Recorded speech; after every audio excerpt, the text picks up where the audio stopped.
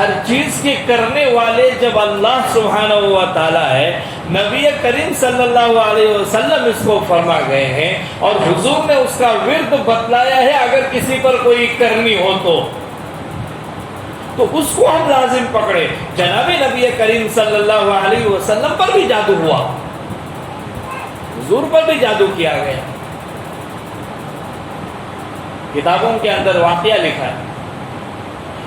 یہ جو آیت ہم پڑھتے ہیں سب کو یاد ہے، آخری آیتیں 11 آیتیں سورہ فلق اور سورہ ناس، قل اعوذ برب الفلق اور من الجنۃ والناس تک پورے مکمل 11 آیتیں۔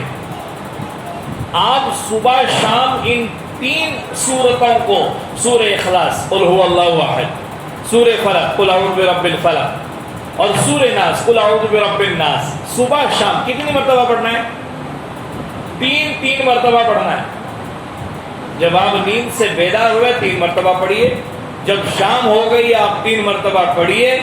اللہ تبارک و تعالی آپ کا حامی و ناصر ہوگا، اللہ آپ کا ضامن ہوگا۔ یہ سرکار کی زبان سے نکلے ہوئے کلمات ہیں کہ پھر جو ہے کوئی جادو کرنی کوئی اثر نہیں کرے گا، کوئی اثر نہیں کرے گا۔ ہم راستہ بھٹک جاتے ہیں، پھر پتہ نہیں کئی ہزاروں روپیہ اس کے پیچھے خرچ ہو جاتے ہیں، ہوتے کہ نہیں ہوتے؟ کیا قصور بابا کا، اب قصور ہمارے بابا کا، پیر صاحب کا۔ کام ہو گیا تو اچھی بات، نہیں ہوا تو شفا دینے والے اللہ، حفاظت کرنے والے اللہ۔ یقین بنانے کی ضرورت ہے۔ نبی کریم صلی اللہ علیہ وسلم پر جو جادو ہوا تھا ذرا غور سے سنیے۔ بعضوں نے اس کو پہلی مرتبہ سنا ہوگا کہ حضور پہ جادو ہوا، نبی اور اس پہ جادو، ایسا ہو سکتا ہے؟ ہوا ہے، ہوا ہے، تبھی تو یہ آیتیں اتری ہیں، ورنہ فلق اور ناس ہمیں نہیں ملتی، سورہ فلق سورہ ناس نہیں اترتی، اسی لیے اتری ہے۔ روایتوں میں آتا ہے کہ یہودی عورت، اس نے آپ صلی اللہ علیہ وسلم پر جادو کیا۔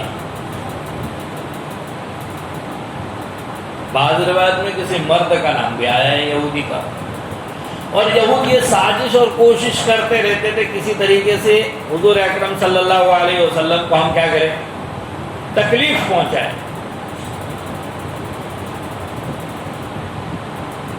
ایک مرتبہ دعوت کی اور کھانے میں زہر ڈال دیا، کھانے میں زہر ڈال دیا۔ سرکار تو عالم صلی اللہ علیہ وسلم نے اس کا علاج بتایا، بسم اللہ الذی لا یضر مع اسمہ شیء فی الارض ولا فی السماء وهو السمیع العلیم۔ صبح 3 مرتبہ پڑھیے، شام 3 مرتبہ پڑھیے، کوئی تکلیف آنے والی نہیں سوائے موت کے۔ ہم نے چھوڑ دیا ان سب چیزوں کو، کوئی نہیں کرتا، الا ماشاءاللہ کوئی کرنے والے مل جاتے ہیں۔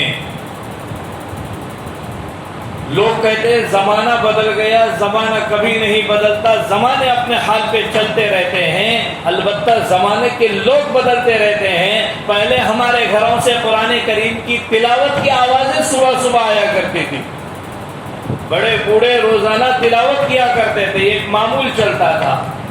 اب ہمارے گھروں سے کیسی آوازیں آ رہی ہے؟ صبح صبح کیسی آوازیں آ رہی؟ گانے بجانے کی، قوالیوں کی، نہ جانے پتہ نہیں کیسی کیسی۔ اب یہ کہاں سے آیا؟ کیا حضور نے کبھی اپنے گھر میں ڈی جے بجایا؟ تھا بھی نہیں۔ کیا نبی کریم صلی اللہ علیہ وسلم نے اس کی اجازت دی؟ کبھی نہیں۔